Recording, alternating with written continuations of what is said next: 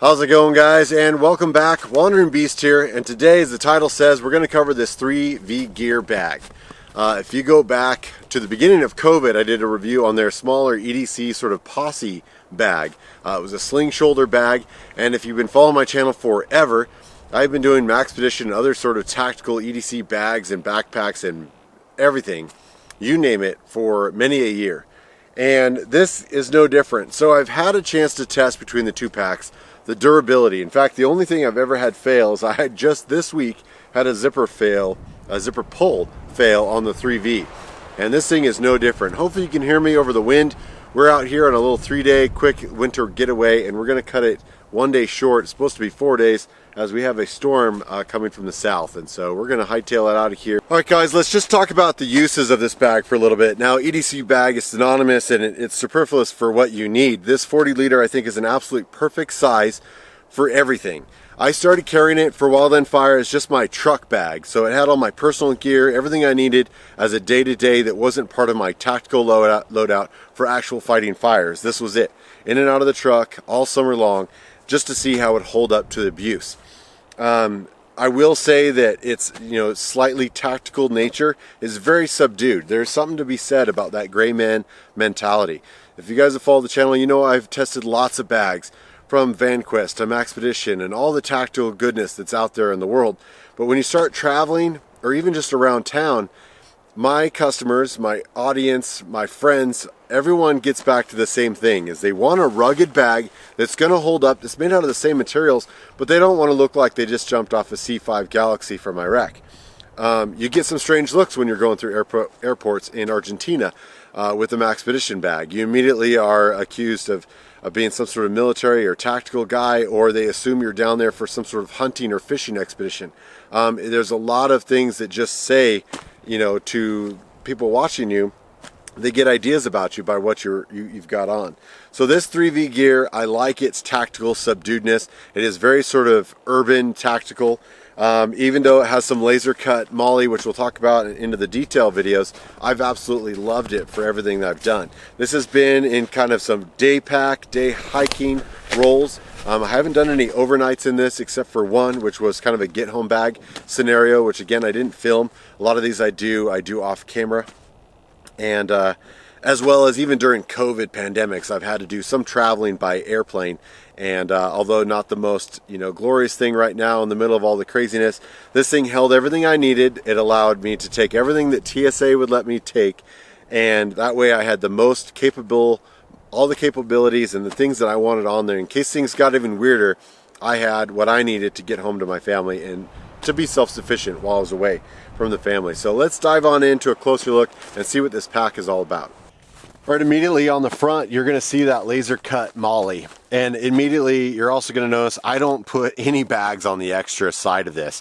When I'm traveling in airports and I have to shove this in an overhead carry, I don't want any extra stuff. So, although it's nice to have the extra lashing points, I've not taken advantage of that on either side. The front, again, one of the best, most positive parts of my review of their previous bag of 3V, that posse, was the zippers. And this bag is no different. The zippers are absolutely phenomenal. I love the sort of topographical white interior, so you can easily find things. Again, I've got a few items in here. Pens and pencils, of course, in this world, hand sanitizer and wipes of all nature. Power blocks to keep your phones charged, and of course more hand sanitizer. In a bag, everything the TSA would let me get away with. Now, on the other side, you're going to see is kind of a, I end up making it my toiletries area.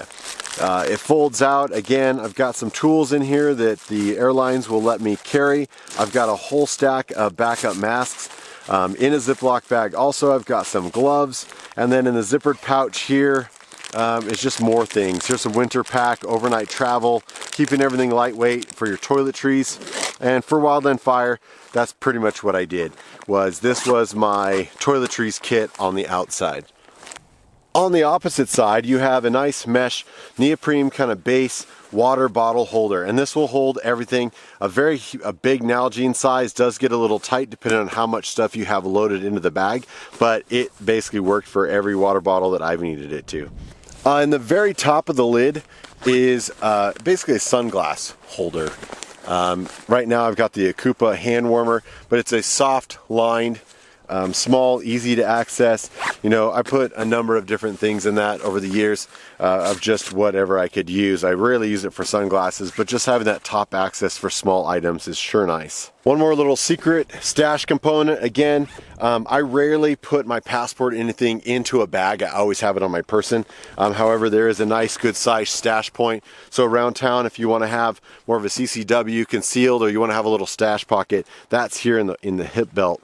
The hip belt is really no frills. There's not a lot of padding to this. This is just some 2-inch webbing with a good sturdy buckle, and it's held up great. Shoulder straps are adequate for the load that you're going to be carrying inside a bag. Very comfortable, few D-rings, no big frills. Chest strap, everything you expect, small whistle on there. And then just as kind of a thing of, habit, I always generally put a climbing rated carabiner on all my bags. Right now, opening this guy up, it is, I don't know what the name of the design is, but you can open just the top to access all your pieces in there, or you can just rip this thing open and clamshell it out. And so if we clamshell out this thing, you can see the sides fold down, these open up, and you have access to everything right there at your fingertips. No real storage in these side wings. Again, that's all access from the outside. And then there is this little stash pocket. I've got some water purification, things of that nature in here. Nice deep pocket, so tablet, notebook. There's a padded laptop sleeve, or water bladder. There's an exit hold here for a bladder if you want to run that. And then if you look at the lid, if you spin this around, you're going to see more sort of organization in here. So again, I've got a Yaesu ham radio, some paracord in this one, and this primarily is kind of backup electronics, sanitizer, electrical tape, some USB cords for some of my client work I do with some video work. Alright guys, snuck into the bus for just kind of some final commentary. I love the pack. I really do. I love the design, everything I just kind of went over and talked about. The only two things I would say is a down point, and one that happens to all packs, but I did have a zipper pull off. That's not a big deal. That happens a lot. Theirs is kind of a self-molded zipper pull, so I'll just put some paracord on that, and that just happened the other day, and I've had it not quite a year, but almost.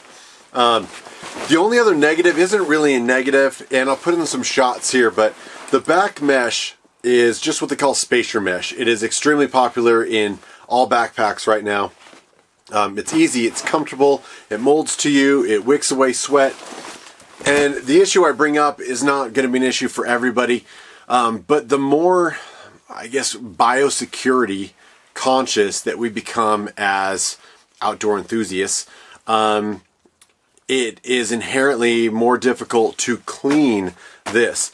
And I'm coming from a background as a professional guide who goes to places like the high Arctic and Antarctica, and if you follow my channel, you know I probably talk way too much about it, but we are very very careful about what we bring from site to site. We have biocide that our boots get washed in, so we're not carrying an avian cholera from one penguin colony to another. And as far as going into places like South Georgia, these amazing, beautiful, remote places, we try not to carry seeds and particles and things from home or anywhere else into these wonderful places. These invasive species are kind of an issue. So it's kind of a rant, it's kind of a nitpick, but I would really love to see an alternative to this spacer mesh get designed. Even in my small bit of travels, I'm a little bit more aware of it, I'm sure. But you get the little seeds and the little weeds and all the things that are designed to stick to everything in your socks to be carried. These invasive species are growing in other places where they shouldn't. And that's really only my negative thing, which really, if you're not worried about it, it's not a negative thing at all. But it's one of the reasons where I wouldn't bring this pack to, say, Antarctica or something like that, because I just use dry bags, things like that, vinyl, things that are super easy to clean, don't have little places for seeds to live. So that's pretty much it. Yeah, that's really the only negatives I could find out of the entire pack. Alright guys, this is Wandering Beast signing off with a 3V EDC 40 liter bag. It's very cool. Go check them out. If you haven't seen my other review, I'll put a link up below. The EDC Posse, if you're looking for a smaller sort of man purse, you know, shoulder sling type of bag. But if you're looking for any sort of hard use tactical bag, give them a look, because what they're doing is very cool. At the price point that they're doing is awesome. And I haven't seen anything like it around to match quality for price in a very long time. Thanks for watching, guys. We'll see you down the road.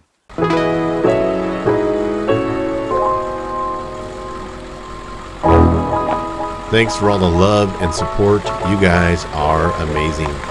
Please like, share, and subscribe. Follow the adventure on social media, and we'll see you on the road.